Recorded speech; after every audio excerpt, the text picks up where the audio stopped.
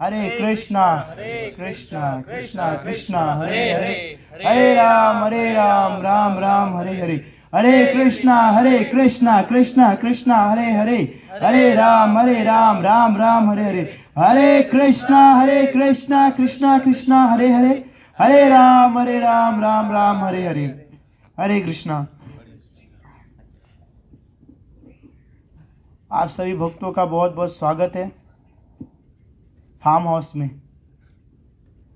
तो आज का हमारा टॉपिक है बहुत ही इम्पोर्टेंट और पावरफुल है।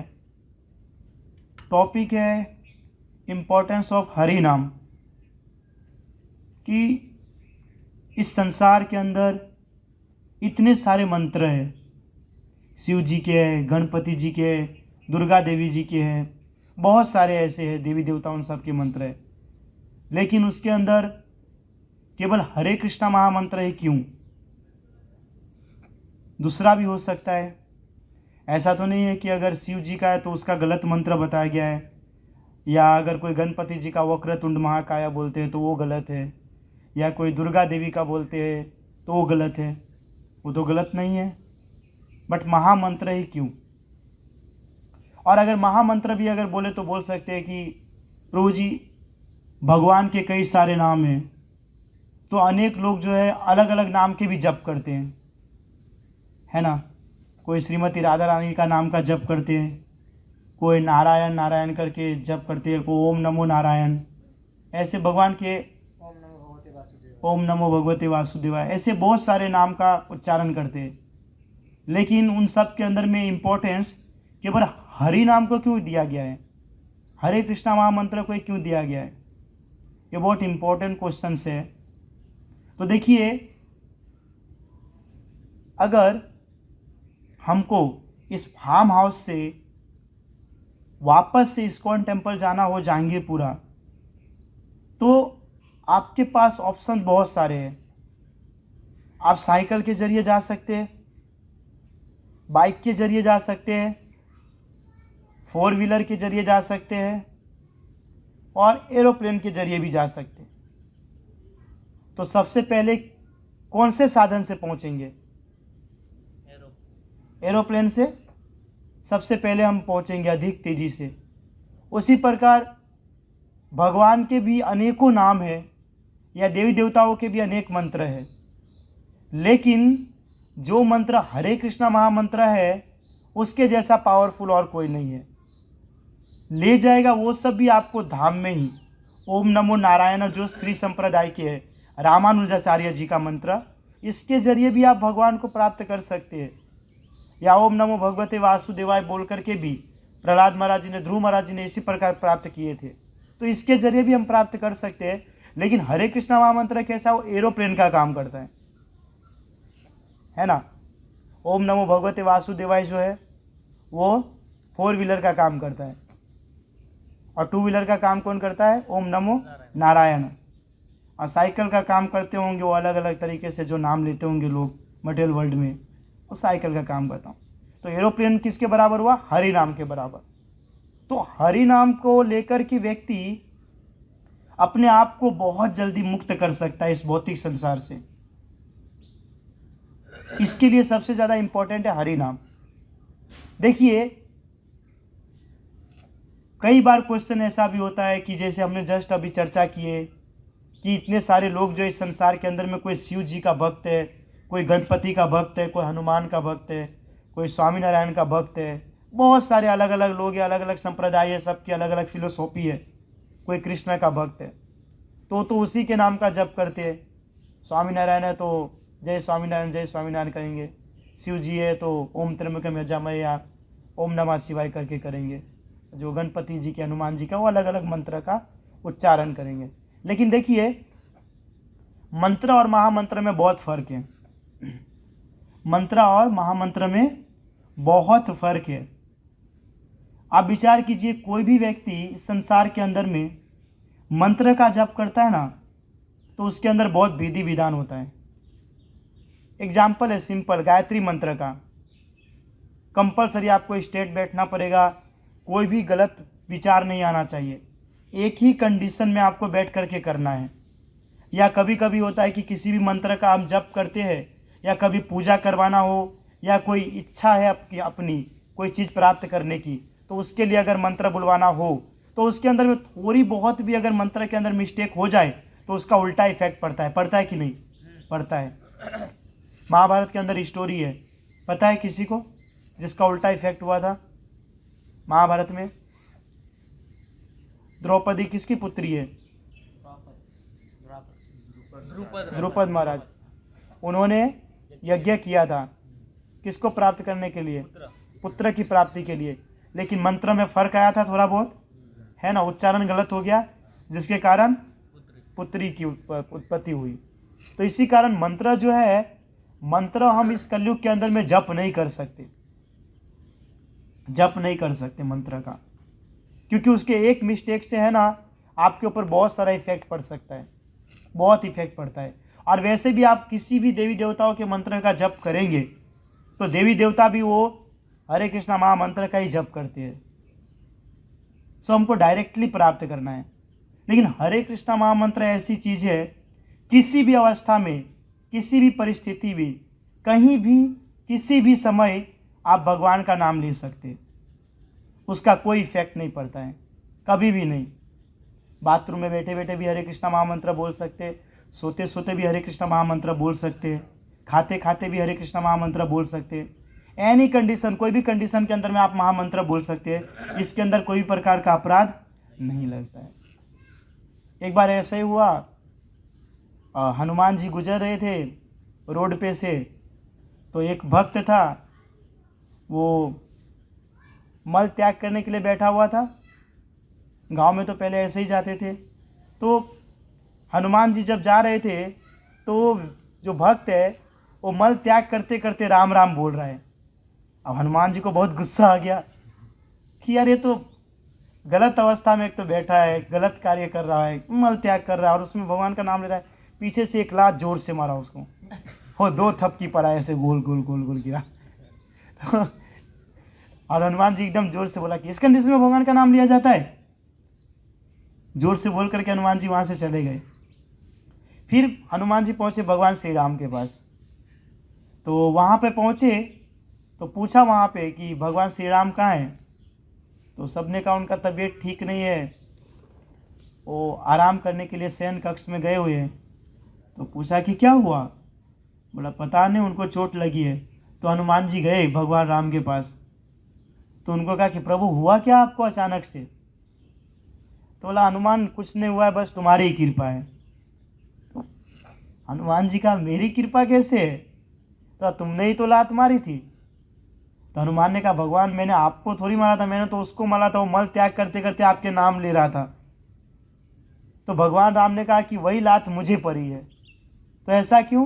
क्योंकि कोई भी अवस्था में मेरा भक्त मेरा नाम ले सकता है, कोई शुद्ध और अशुद्ध अवस्था नहीं होता है।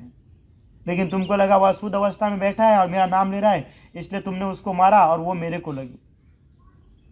तो नाम जो है, नाम किसी भी अवस्था में कहीं भी लिया जा सकता है। और नाम का अगर एक डिफरेंट और समझे तो देखिए, एक और बताया है चैतन्य चरितामृत के अंदर में, एग्जाम्पल 2 आम से किया गया है। 2 आम से, एक आम ऐसा है जिसके अंदर छिलका होता है, गुठली होता है, और एक आम ऐसा है जिसके अंदर छिलका और गुठली नहीं होता है। तो दोनों में से कौन से आम को खाना पसंद करेंगे? जिसमें गुठली और छिलका ना हो, है ना, वो आम को लोग खाना पसंद करेंगे। तो वैसे ही जो बताया गया कि जो मंत्र होता है ना, वो गुठली और छिलके वाला होता है, और जो महामंत्र है उसके अंदर ना गुठली है ना छिलका है, डायरेक्ट खाओ। अभी गुठली और छिलके वाला खाओगे तो छिलकों के निकालोगे तो हो सकता है कि वो खराब भी हो, है ना, सड़ा हुआ हो, उसके अंदर जीव जंतु भी हो और खाने से हमारा ऊपर कुछ इफेक्ट भी पड़ सके। लेकिन जो जिसके अंदर छिलका ही नहीं है, गुठली नहीं है, वो खराब हो सकता है? नहीं हो सकता, क्योंकि तो सामने आपको दिख रहा है ना, परफेक्ट तरीके से दिख रहा है ना। कभी कभी हम छिलके सिर्फ ऊपर से निकालते हैं और सिर्फ गोल येलो कलर दिखता है, तो कैसा लगता है वो मैंगो एकदम मस्त। तो इस प्रकार महामंत्र जो है वो छिलके बिना का और गुठली बिना का है। और मंत्र जो है और छिलका वाला और गुठली वाला आम है। तो इसके अंदर में बताया गया है, अलग अलग आचार्य ने अलग अलग फिलोसॉफी दिया है कि महामंत्र क्यों इंपॉर्टेंट है। तो सबसे पहले फिलोसॉफी बताया है हमारे आचार्य भक्ति विनोद ठाकुर ने। आप सभी जानते हैं भक्ति विनोद ठाकुर कौन है? नहीं, भक्ति सिद्धांत सरस्वती महाराज के पिताजी पिताजी। और किशोर बाबा जी के गुरु। हाँ, भक्ति विनोद ठाकुर जो है भक्ति सिद्धांत सरस्वती ठाकुर जी के पिताजी है और गौर किशोर बाबा जी के गुरु है। सो भक्ति विनोद ठाकुर कहते हैं कि जो व्यक्ति भगवान के नाम का जप करता है वह सिद्ध देह का अनुभव करता है। सिद्ध देह अर्थात क्या? व्यक्ति जो है इस संसार के अंदर में अपने शरीर को सिर्फ देखता है, शरीर के अंदर जो मुख्य तत्व है उसके ऊपर कभी चर्चा नहीं करता या उसके बारे में कभी विचार नहीं करता, क्योंकि उसे पता ही नहीं है। तो देखिए, जो व्यक्ति हरे कृष्ण महामंत्र जप नहीं करता होगा ना, वह व्यक्ति अपने शरीर से बहुत आसक्त रहता है, फैंसी एकदम अपने आप को हाईलाइट करने के लिए बहुत कुछ करेगा। लेकिन बहुत बार देखते हैं कि जब व्यक्ति जो है भगवान के नाम का जप करना चालू करता है ना, तो उसको अपने शरीर का ठिकाना नहीं रहता है, फिर कोई भी अवस्था वो चलता है। ऐसा क्यों होता है? क्योंकि जब तक वो हरे कृष्ण महामंत्र का जप नहीं करता है तब तक वो अपने शरीर से आसक्त होता है। लेकिन जब हरे कृष्ण महामंत्र को जप करना चालू करता है तो आत्मा के स्तर के ऊपर विचार करता है। तो जब आत्मा के स्तर के ऊपर विचार करेगा व्यक्ति, तो कैसे सोच सकेगा कि मैं फंकी जीन्स पहनूं, जैकेट पहनूं, टी शर्ट पहनूं, लंबे हेयर रखो? विचार कर सकता है? नहीं कर सकता है, ऑप्शन ही नहीं है। क्योंकि आत्मा को तो आप पैंट शर्ट नहीं पहनाने वाले हैं, हाँ, उसके लिए फैंसी टी शर्ट तो नहीं लाने वाले हैं। सो व्यक्ति जो आत्मा के स्तर पे आत्मा के स्तर के ऊपर विचार करता है, जिसे भक्ति विनोद ठाकुर ने कहा सिद्ध देह। दूसरा बताया फिलोसॉफी गौर किशोर दास बाबा जी महाराज जी ने।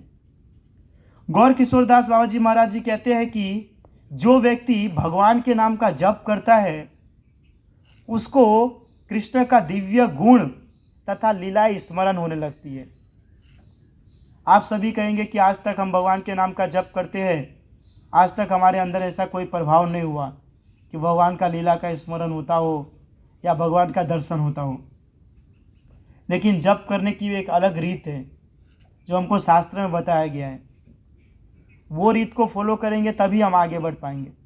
आप विचार कीजिए, रूप गोस्वामी जो है यहाँ पर बैठे बैठे साक्षात भगवान की लीला का स्मरण करते थे। स्मरण ही क्या, सिर्फ देखते भी थे। वो स्टोरी आपको पता होगा कि रूप गोस्वामी जो है भगवान के नाम का जप कर रहे थे और ऊपर देख रहे थे गोलोक वृंदावन धाम में कि कृष्ण की क्या लीला चल रही है। तो वहाँ पे वो देख रहे थे कि कृष्ण जो है पेड़ के ऊपर बैठे रहते हैं और राधा रानी को फूल तोड़ना होता है। तो राधा रानी वो फूल को तोड़ने के लिए जब कुदका मारती है तो कृष्ण क्या कहता है, वो डाल के ऊपर पैर रखता है, ताकि डाल के ऊपर पैर रखता है नीचे झुकाने के लिए, ताकि राधा रानी उसको तोड़ सके। लेकिन राधा रानी जैसे ऊपर करती है तो वो डाल पे से पैर हटा लेते हैं, तो डाल ऊपर हो जाता है, राधा रानी फूल तोड़ नहीं पाती है। फिर वापस से डाल को नीचे करते हैं अपने पैर से, तो फिर राधा रानी कूदती है ऊपर, और जैसे ही कूदती है वैसे ही पैर को हटा लेते हैं। तो इस प्रकार का लीला का स्मरण होता है रूप गोस्वामी को, और ये लीला को देख करके हंसने लगता है। तो इससे एक ऋषि होता है, उसका अपराध होता है, वो अलग बात है। मतलब कहने का मतलब क्या है कि व्यक्ति अगर पूर्ण रूप से अपने मन से, बुद्धि से, इच्छा से भगवान के नाम का अगर सीरियसली जप करे तो भगवान का दर्शन आसानी से हो सकता है। क्योंकि यह संसार के अंदर में कोई भी कार्य इम्पॉसिबल नहीं है, सब पॉसिबल है, लेकिन करने वाला होना चाहिए व्यक्ति। सो भक्ति और भगवान का नाम बहुत सीरियस है। आप विचार करो कि भगवान से बड़ा भगवान का नाम है, भगवान से बड़ा भगवान का नाम है। राजा परीक्षित को भगवान नहीं पता था क्या कि भगवान कृष्ण कौन है?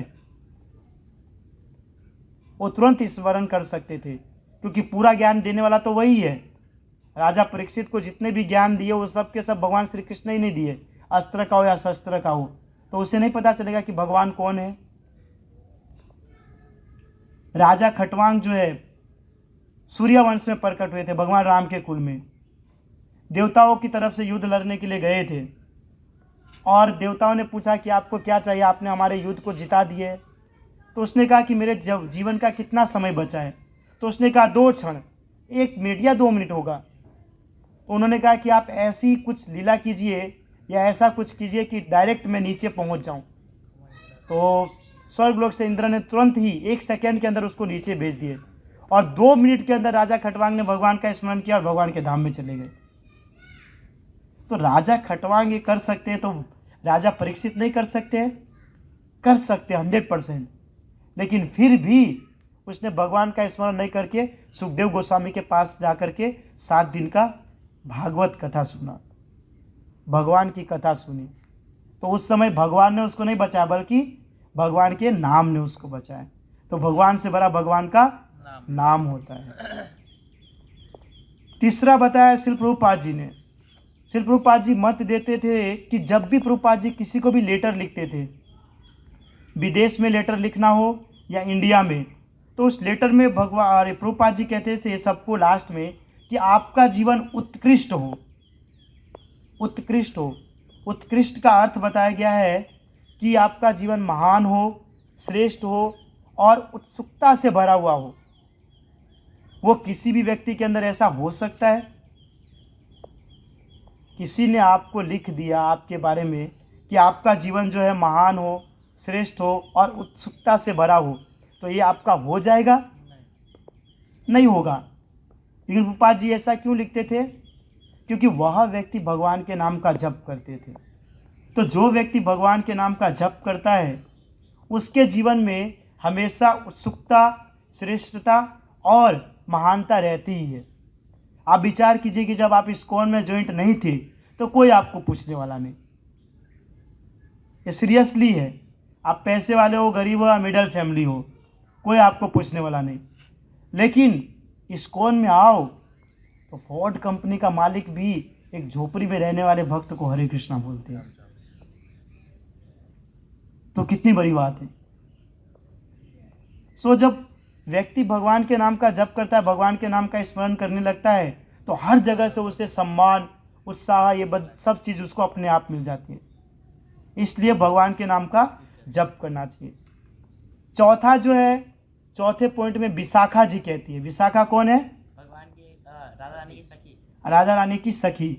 राधा रानी के अंडर में भी बहुत सारे लोग काम करते हैं। राधा रानी के नीचे है ललिता और विशाखा। ललिता विशाखा के नीचे है मंजरी। मंजरी और मंजरी के नीचे है किंकरी। आप कहेंगे प्रभु जी किंकरी और मंजरी क्या है? ललिता विशाखा तो ठीक है, लेकिन किंकरी और मंजरी क्या है? तो मंजरी कौन होते हैं? जो पार्षद होते हैं। जैसे रूप गोस्वामी है, भक्ति सिद्धांत सरस्वती ठाकुर है। रूप गोस्वामी को रूप मंजरी कहा गया है चैतन्य चरितामृत के अंदर में। तो जितने जो पार्षद होते हैं ना, वो सब मंजरी होते हैं। मतलब कि इस संसार के अंदर में जितने भी पार्षद होते हैं वो सब जो है ना, कोई भी व्यक्ति नहीं है, एक पुरुष नहीं है, वो सब के सब स्त्री होते हैं।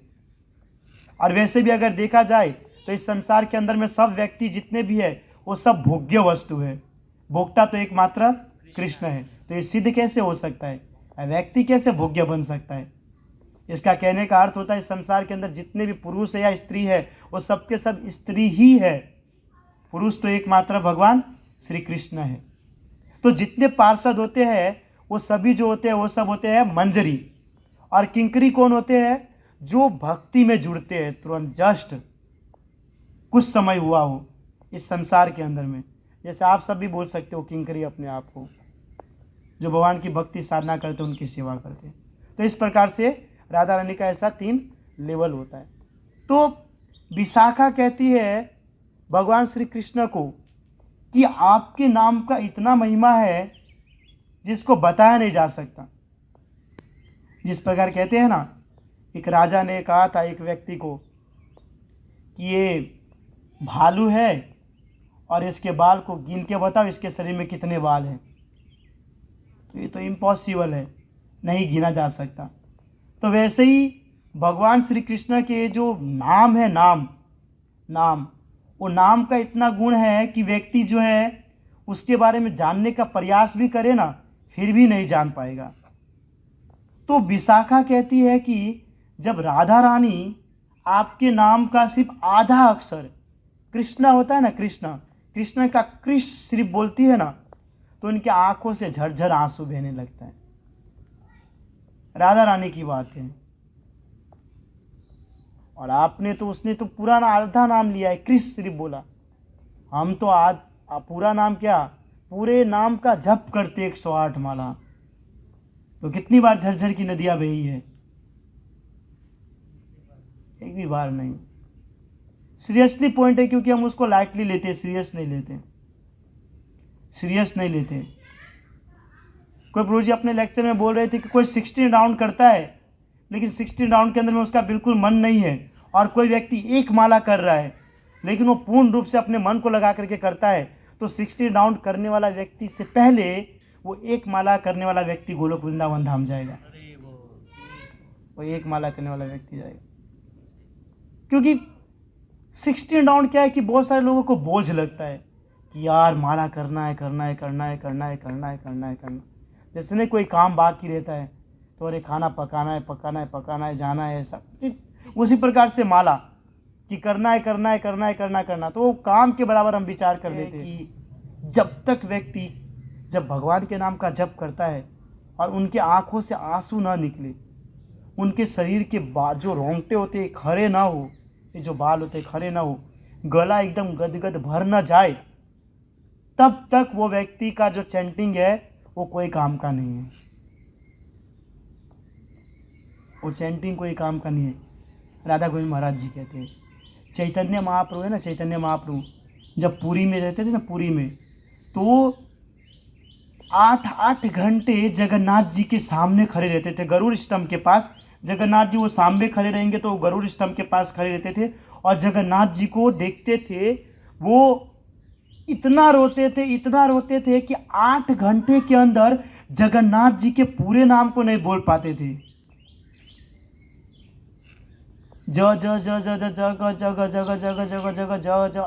ऐसे ही पूरा नाम नहीं बोल पाते थे 8 घंटे तक।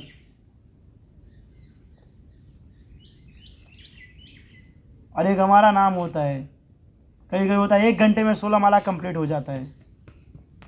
तो विचार कीजिए आप सीरियसली कितने अच्छे से नाम जप करते हो। मुझे तो लगता है आपका नाम जप करने से आप गोलोक नहीं जाएंगे, गोलोक से कृष्ण आपको लेने आ जाएंगे कि चलो लेने जाना पड़ेगा। सो चैंटिंग सीरियसली करना चाहिए, एकदम सीरियसली कहना चाहिए। राधा रानी को क्या नाम लेने की जरूरत है, लेकिन फिर भी वो ले रही है। कृष्ण को ये सब बताने की क्यों जरूरत है, फिर भी करते। वो हम लोग के लिए, लेकिन हम क्या सोचते क्या, वो राधा रानी के लिए चैंटिंग है, वो जब करेगी, हमको कोई मतलब नहीं है। तो विचार कर लेना चाहिए, वो पहले से वो स्थान पर है जहाँ पे आप नहीं हो और आपको इस स्थान पे जाना है, तो सीरियसली भगवान के नाम का चैंटिंग करना चाहिए। 5वां हरिवंश पुराण करके एक शास्त्र है। हरिवंश पुराण में कहा गया है कि जितने भी ग्रंथ है, महाभारत, रामायण या पुराण, वो सभी के सभी जो है महामंत्र का गायन करते हैं, भगवान के नाम का गायन करते हैं, और किसी भी शास्त्र का नहीं, किसी भी वस्तु का नहीं, एकमात्र भगवान का ही। और हम भगवद गीता के पहले श्लोक में देखते हैं, शंकराचार्य जी ने कोट किया है, सरोपनिष्ठो गाओ दुग्धा गोपाल नंदना। और उससे पहले एक और श्लोक है, हाँ बस यही श्लोक है, सरोपनिष्ठो गाओ, कि सभी उपनिषद और सभी शास्त्रों का जो एकमात्र सार है वो है एकमात्र भगवद गीता, जो भगवान के द्वारा गाया गया गीत है। तो उसी प्रकार सभी शास्त्र के अंदर में जो इम्पोर्टेंस बताया गया वो एकमात्र हरे कृष्णा महामंत्र को बताया गया है। और चैतन्य चरितामृत में कहा गया है कि जो भगवान का नाम है ना, कितनी बड़ी बात की है कृष्णदास कविराज ने, कि जो भगवान का नाम है ना वो साक्षात कृष्ण ही है। हमने अभी जस्ट समझे कि कृष्ण और कृष्ण का नाम अलग है, लेकिन चैतन्य चरितामृत कृष्णदास कविराज जी कह रहे हैं कि भगवान का नाम ही कृष्ण है, साक्षात कृष्ण है। तो विचार कीजिए, आप साक्षात कृष्ण को लेकर के घूम रहे हैं, लेकिन फिर भी हम उसका इंपॉर्टेंट नहीं समझ रहे।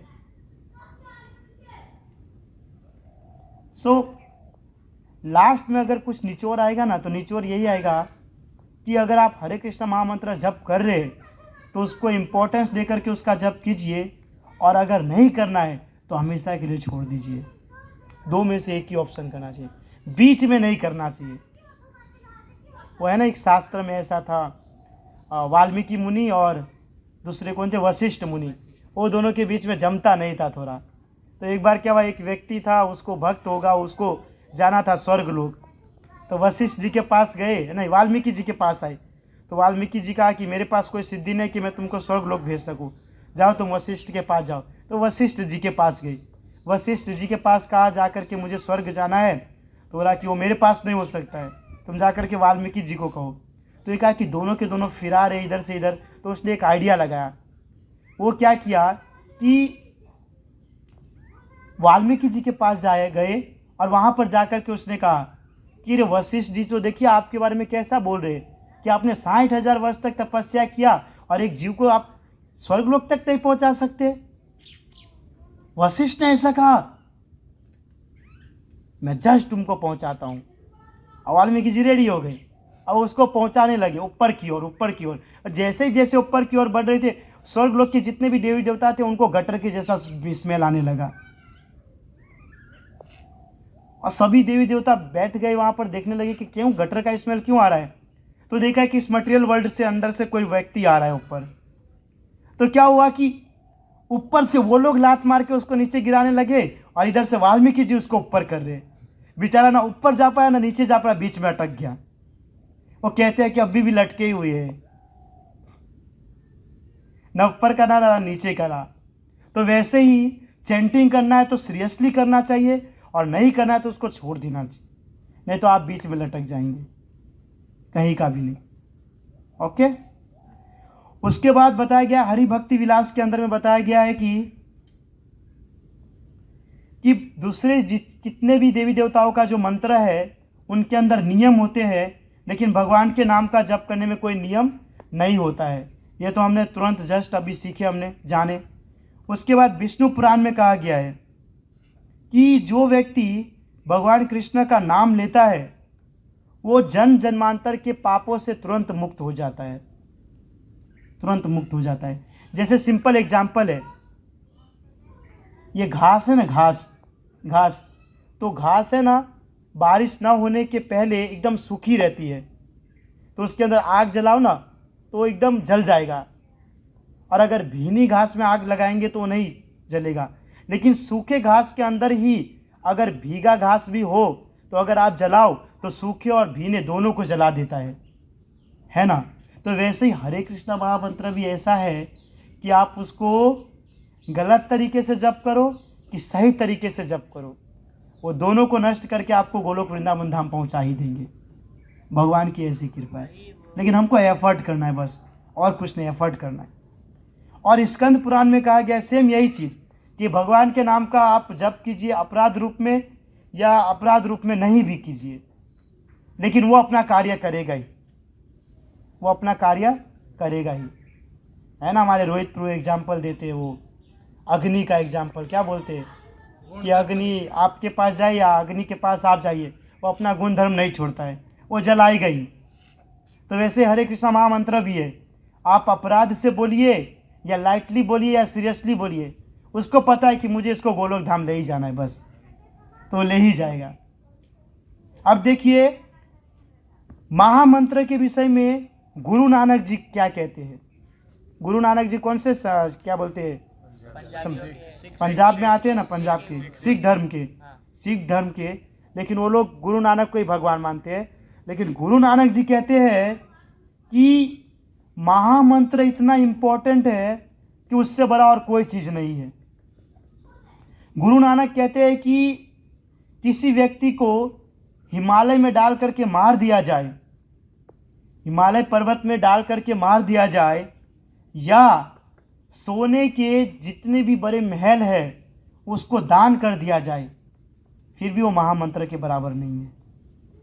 और किसी एक डिवोटी ने तो बहुत अच्छा कहा, मुझे उनका नाम नहीं पता, बस उसने ऐसा कहा था कि एक व्यक्ति को खड़ा किया जाए, और आरी जानते ना, आरी पेड़ को काटने के लिए होता आरी, वो आरी लेकर के धीरे धीरे उसके सर से लेकर के 2 खंडन किए जाए, एकदम धीमे धीमे धीमे धीमे धीमे, और पूरे शरीर का खंडन कर दिया जाए न, तो भी वो महामंत्र के एक नाम के बराबर नहीं है।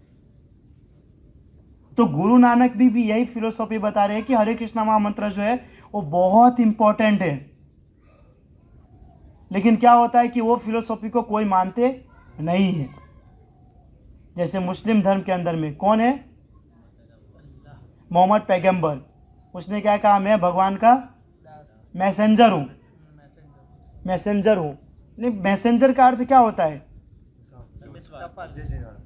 संदेशवाहक, जो संदेश को देने वाला, इधर से इधर। तो उसने क्या कहा, किसका मैसेंजर हूँ, भगवान का। तो किसका मैसेज देगा, भगवान का देगा, भगवान का ही देगा, कृष्ण का मैसेज देगा।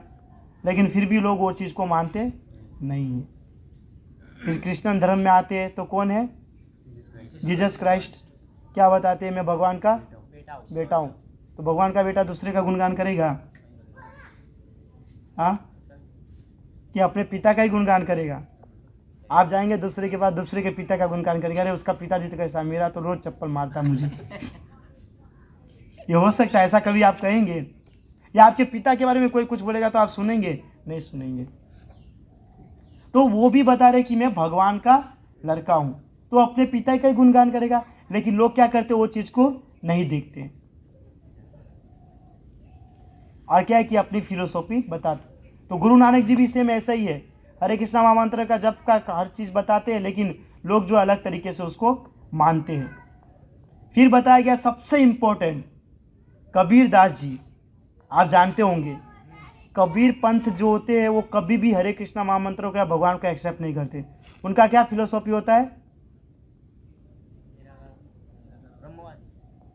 निराकार, ब्रह्मवादी। निराकार कुछ है ही नहीं, कुछ भी नहीं है। लेकिन देखिए हमारा फिलोसॉफी देखा जाए तो इस्कॉन का फिलोसॉफी क्या है, अचिंत्य भेदाभेद, है ना। कि मतलब उसके अंदर कैसा बताया गया पता है भी और नहीं भी है भी और नहीं भी है।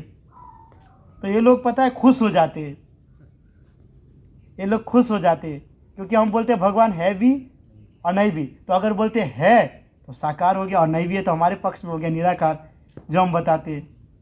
लेकिन इसमें ऐसा क्यों बताया गया है भी और नहीं है, क्योंकि जो व्यक्ति भगवान को मानता ही नहीं है, उसको जानता ही नहीं है, उसके अंदर भगवान के प्रति कोई प्रेम ही नहीं है, तो उसके लिए तो निराकार ही होगा ना। हाँ, देखिए एक सिंपल एग्जांपल है, कॉलेज के अंदर में बहुत सारे स्टूडेंट होते हैं, सबका एक अलग अलग गोल है, डॉक्टर बनना, इंजीनियर बनना, IAS IPS बनना। अगर किसी को इंजीनियर बनना है और किसी को डॉक्टर बनना है, तो डॉक्टर जो रहेगा वो इंजीनियर को इम्पोर्टेंस देगा? नहीं देगा, क्योंकि उसको बनना दूसरा है। तो वैसे निराकार का भी ऐसे ही होता है, उसको बनना है निराकारवादी, तो साकारवादी को कहाँ से इंपॉर्टेंट देगा? जानबूझ के उसको निराकार बनना है, हाँ, ताकि ना पूजा करना पड़े, ना जप करना पड़े, ना कुछ, बिंदास मूवी देखो सो जाओ। इसलिए कहेंगे कि कोई भगवान नहीं है, कोई स्वरूप नहीं है, कोई रूप नहीं है। लेकिन ऐसा नहीं है। इस्कॉन का फिलोसॉफी कैसा है कि जो व्यक्ति का श्रद्धा नहीं है भगवान के ऊपर, वो भगवान को निराकार के रूप में समझता है, लेकिन जिसका श्रद्धा है भगवान के ऊपर, वो साकार रूप में समझता है। चैतन्य महाप्रभु कहते हैं, चैतन्य महाप्रभु, स्थावर जंगम देखे ना देखे तार मूर्ति, सर्वत्र होय मोर इष्ट देव स्फूर्ति। चैतन्य महाप्रभु ऐसा कहते हैं कि मैं किसी भी पहाड़ को नहीं देखता, मैं किसी भी वृक्ष को नहीं देखता, मैं किसी भी जंगली जानवर को, किसी को भी नहीं देखता, मैं प्रत्येक जगह पे मैं कृष्ण को ही देखता हूं। क्यों ऐसा कहा? क्योंकि वो कृष्ण को मानते, उनको जानते, भक्ति साधना करते, तो उनको साकार लगता है। लेकिन जिसको कोई रिलेशन ही नहीं है, कुछ करना ही नहीं है, तो वो तो निराकार ही मानेंगे ना। और उसको जा करके कहेंगे कि जो दिखता नहीं आप उसको निराकार कहते हो, तो हवा नहीं दिखते हो फिर भी हवा क्यों कहते हो, तो कुछ नहीं बोलेंगे, वो गूंगा बन जाएंगे, चुप हो जाएंगे। तब उसके पास कोई ऑप्शन नहीं रहेगा। फालतू का फिलोसॉफी लेकर के लोग घूमते रहते हैं। अब ये ब्रह्मवादी है, ब्रह्मवादी, ब्रह्म का अर्थ क्या होता है? भगवान का एक प्रकाश होता है, और वो लोग प्रकाश को ही सब चीज मानते हैं। पर प्रकाश में क्या कर लेंगे वो? देखा जाए तो सूर्य का भी प्रकाश है, तो रोज उसका साधना करो। हाँ, टॉर्च का भी प्रकाश है, उसका साधना करो, उसकी तपस्या करो। मतलब क्या तपस्या करेंगे वो? कुछ भी, कुछ भी। जो उनको परफेक्ट लगे वो परफेक्ट। अशून्यवादी जो होंगे वो तो कुछ मानेंगे नहीं, कुछ भी नहीं, ना निराकार है ना साकार है, कुछ भी नहीं, जो हूं मैं ही हूं। उसको और मजा। तो सब फालतू का फिलोसॉफी है, लोगों का अलग अलग बात है। जिसको भगवान के ऊपर श्रद्धा नहीं रखना है, अपना जीवन को ऐश मौज से उतारना है, वो कहेंगे भगवान निराकार है, ब्रह्मवादी है, शून्यवादी है। लेकिन जिसको अपना ठिकाना लगाना है वो उसको साकार रूप में ही समझेंगे। अब विचार कीजिए, उसके बाद मैंने कहा ना कबीरदास जी का फिलोसॉफी है। कबीरदास जी कहते हैं कि केवल कृष्ण के नाम का स्मरण करने मात्र से करोड़ों करोड़ों कर्म के पाप नष्ट हो जाते हैं। अब आप जाओ ना कभी कबीर पंथ के पास, तो लिख करके जाइएगा, मैंने बताया है, मैं आपको श्लोक दे दूंगा कि आपके कबीरदास जी ने ये कहा है कि कृष्ण का नाम का अगर कोई स्मरण भी कर लेता है ना, तो करोड़ों करोड़ों जो कर्म होते हैं ना, वो सभी पापों से मुक्त हो जाता है। और वही लोग कहते हैं कि हम निराकारवादी हैं। तो मतलब उसके जितने अनुयायी है वो निराकारवादी है और इनके गुरु साकारवादी है। अगर गुरु जो आदेश दे उसको अगर वो फॉलो ना करे तो वो गुरु उसका होगा या शिष्य गुरु का हो पाएगा? हो ही नहीं पाएगा। तो गुरु कुछ और बता रहे और शिष्य कुछ और कर रहे। वो बता रहे भगवान साकारवादी, हो कहते नहीं गुरु जी निराकारवादी है। हमारे आदि शंकराचार्य जी, उसने भले कहा निराकार है, लेकिन भज गोविंदा भी कह रहे हैं। लेकिन उनको शिष्य को क्या अच्छा लगता है कि निराकार परफेक्ट है, तो निराकार को एक्सेप्ट करते हैं और साकार को एक्सेप्ट नहीं करते। तो देखिए, इस संसार के अंदर दो प्रकार के व्यक्ति होते हैं, एक श्रद्धालु होता है और एक अश्रद्धालु व्यक्ति है। श्रद्धालु व्यक्ति जो है भगवान की महिमा को समझ सकता है, भगवान के नाम को समझ सकता है, लेकिन अश्रद्धालु व्यक्ति कभी भी ये चीज़ को समझ नहीं सकता। लेकिन देखा जाए जो श्रद्धालु व्यक्ति है उसका ही उद्धार हुआ है, उसका ही उद्धार हुआ है। आपने आज तक नहीं देखा होगा कि निराकारवादी, ब्रह्मवादी, शून्यवादी या मायावादी ये लोगों को लेने के लिए कृष्ण आए हो, सुना नहीं होगा। अगर ये भले कहते हैं कि ये भगवान का मतलब कि निराकारवादी है, शून्यवादी है, कुछ भी ये बोलते हैं, तो इनके अंदर भी कुछ लीला होना चाहिए ना, कुछ लीला होना चाहिए ना। जैसे हम कृष्ण को मानते हैं तो हाँ कृष्ण आते हैं, इसको ले जाते हैं, लीला है, पर उनका भी कुछ लीला होना चाहिए ना। कि निराकारवादी को मानते हैं तो निराकार भगवान आए होंगे, उसको पकड़ करके ले गए होंगे निराकार धाम में, तो उसमें वो चुप हो जाएंगे, क्योंकि वो सोचेंगे कि अगर मैं बोलूँ ऐसा कि निराकार भगवान है, तो उसके पास तो हाथ भी नहीं होगा, कान भी होगा, नाक भी नहीं होगा, तो मुझे पकड़ेंगे कैसे, देखेंगे कैसे, सुनेंगे कैसे? वो अश्रद्धालु है, वो निराकार समझते हो, वो आएगा नहीं बाहर। बोला कि एक बार सिर्फ उसे बाहर तो बुलाइए, तो ज़बरदस्ती करके उसको एक बार बाहर बुलाते। तो साधु के पास आया, साधु ने सिर्फ एक ही बार कहा कि आप एक बार हरे कृष्णा बोलिए, तो वो नहीं बोला। फिर से बोला हरे कृष्णा बोलिए, नहीं बोला। फिर से बोला हरे कृष्णा बोलिए, नहीं बोला। साधु ने क्या किया, हाथ को पकड़ा और पीछे ऐसे कर दिया जोर से, बोल, तो तुरंत बोला हरे कृष्णा। और वो एक बार उसने हरे कृष्णा बोला था, कुछ समय के बाद उसका एक्सीडेंट हुआ। एक बार हरे कृष्णा बोलने से वो भगवान के धाम में चला गया। स्टोरी बहुत लंबी है, ये वही स्टोरी है जो इसको मरेगा, यमराज आएगा, यमराज को कन्फ्यूजन होगा कि ये भगवान का भी नाम लिया है और उसका भी नाम लिया है, तो वो चारों के चारों कंधे पे ले जाएंगे, वहाँ से ब्रह्म लोग, फिर शिव लोग, लास्ट में बैकुंठ धाम। तो भगवान कहेंगे बैकुंठ में आ गया, आप तो यहाँ से कैसे जा सकता है। तो शॉर्ट में यही है कि एक बार भी भगवान का नाम लिया तो भगवान के धाम में पहुँचाइए। आप स्टोरी देखिए अजामिल का। हाँ, अजामिल किससे विवाह किया था? वैश्या साथ है ना, लेकिन उसका पुत्र हुआ था। अच्छा, वही स्टोरी थी ना जो आपने बताया था कि वो पानी में जाते हैं, वही सब उसका अजामिल का नहीं, वो दूसरा स्टोरी है, वो तो उनका है बिलो मंगल ठाकुर। ये अजामिल की स्टोरी है। अजामिल क्या है कि पूरा जीवन पाप किया, लेकिन उसने अपने बेटे का नाम रखा नारायण। तो नारायण केवल नाम, उसने लास्ट में इतना आसक्त है अपने बेटे से, मरते समय जब यमराज के दूत उसके पास आए तो उस दूत से बचने के लिए उसने अपने बेटे का नाम लिया नारायण। तो भी भगवान इतने कृपालु, इतने श्रद्धालु है, इतना दयामय करुणामय है कि उसको लगा इसने मेरा नाम लिया है। अच्छा विचार कीजिए, भगवान को नहीं पता होगा इसने अपने बेटे का नाम लिया है, लेकिन फिर भी क्योंकि भगवान तरसते इस संसार के सभी जीव मेरे पास आ जाए, लेकिन हम भगवान का नाम लेते नहीं है। और एक बार उसने नाम लिया मिस्टेक से, डायरेक्ट भगवान के धाम में चले गए। वहां पे दोनों आ गए, यमराज के दूत भी आए थे और भगवान कृष्ण के भी दूत आए थे, सब विष्णु के दूत। दोनों में महाभारत भी बहुत चला कि इसने इतना पाप किया, ये सब किया है, वो सब किया है। लेकिन फिर लास्ट में समझाया उन्होंने, विष्णु के दूत ने, कि अंत काले च मावे स्मरण रुक्ता कलेब्रम, कि अंत समय में जो मेरे नाम का स्मरण करता है वो मेरे धाम को प्राप्त करता है। तो इस प्रकार जो हरे कृष्ण महामंत्र जो है बहुत इंपॉर्टेंट है, इसको हमको इतना लाइटली नहीं लेना चाहिए। और अगर आपको लगता है कि लाइटली लेना चाहिए तो और भी बहुत सारे मंत्र है, उसका आप जप करना चालू कर दीजिए, महामंत्र को छोड़ दीजिए, ज़रूरत नहीं है। तो लेना है तो परफेक्ट तरीके से लीजिए, नहीं तो आप भी उसकी तरह बीच में रहोगे। ऊपर से वो उसको लात मारेंगे तो नीचे जाएगा, और यहाँ से उसको उठाएगा तो ऊपर जाएगा, दोनों का नहीं रहेगा। तो हरे कृष्णा महामंत्र जप कीजिए अच्छे से, chant Hare Krishna and be happy. Hare Krishna Krishna Krishna Hare Hare, Hare Ram Ram Ram Hare Hare. शिल प्रभुपाद की जय। निताई गौर प्रेमानंदी। हरि हरि बोल।